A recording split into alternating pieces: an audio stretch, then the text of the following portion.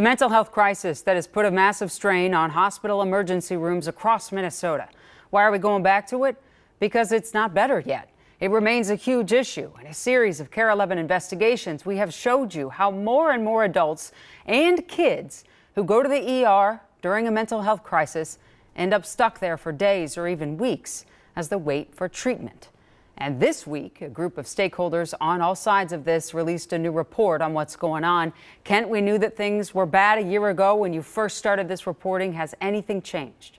Well, Jenna, if it's changed, it certainly hasn't been for the better, unfortunately. And keep in mind, we are not talking about the time that patients spend waiting for a diagnosis in the waiting room. Boarding refers to the wait that comes next as patients wait for the right treatment. And when that involves mental health, there just doesn't appear to be enough facilities, beds, staff, or dollars to get things moving. I have a green tea one. That's my favorite. When we caught up with her last year, Jill Stadtmuller thought she had finally found the mental health treatment that her daughter Sienna had spent several long months searching Gotta flip. and waiting for. The last 2 visits, we were there for, I want to say, about 3 days in the ER. Did you ever feel like, what am I doing here?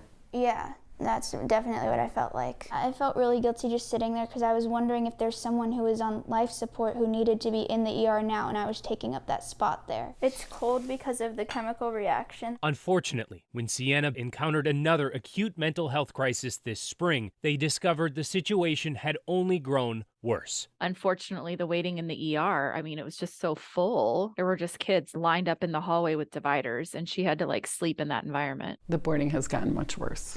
Much, much worse. Sue Abderholden is executive director of NAMI Minnesota and one of several task force members who have spent the past 4 years studying the boarding crisis in Minnesota. I can tell you just anecdotally, the stories that come to our office are pretty horrific, especially children with high needs. There's nowhere for them to go. And what's really a tragedy is that for some of those families who say, I can't bring my child home because I can't keep them safe or my other children safe, they're actually reported to Child Protection. Those families are not neglecting their children. Our system is neglecting them. According to the task force report, patients with psychiatric diagnosis are nearly 5 times more likely to be stuck boarding in ERs. And the odds increase even more for kids, especially if they require group home or residential care. A lot of those homes have closed because they can't afford to hire people and they can't find them. What we know is that, psychiatrists are paid less under private or Medicaid rates. We know that even our therapists are paid less.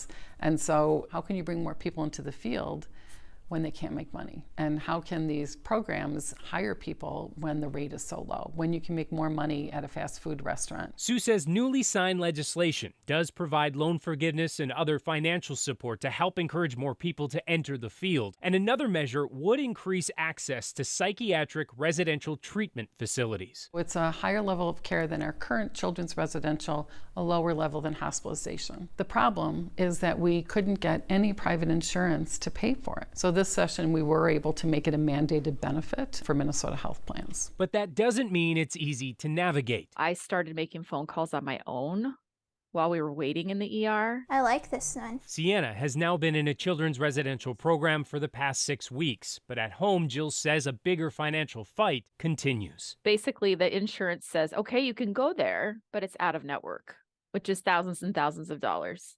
Well, I don't really have a choice. She needs to be there. This is an emergency. I'm going to fight it. I'm going to fight it and say it's an emergency. Why is that such a difficult thing to figure out?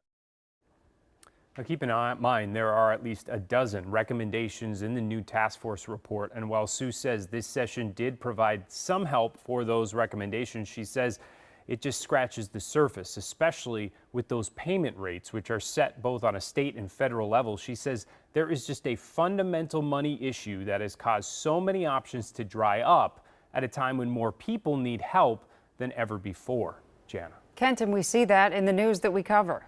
So often something happens, we're like, oh, that was a mental health issue. But we're not helping people.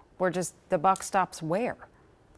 Yeah, it's tricky because frankly, the group homes themselves, that's something we could spend a whole story on also. There's been many that have closed in the last couple of years, more than 160.